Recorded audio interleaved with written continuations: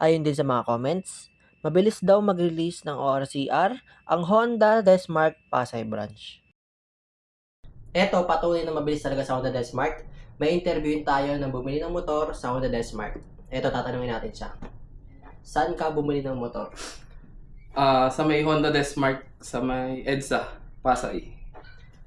Kailan mo binili yung motor mo? Bali nung August 9, 2024 ko siya nabili. Kailan at gaano mo kabilis nakuha ang soft copy ng OR?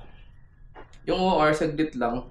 In-email siya sa akin nung LTO, August 13, 2024 din. Bali, mga 4 days nakuha ko na yung OR.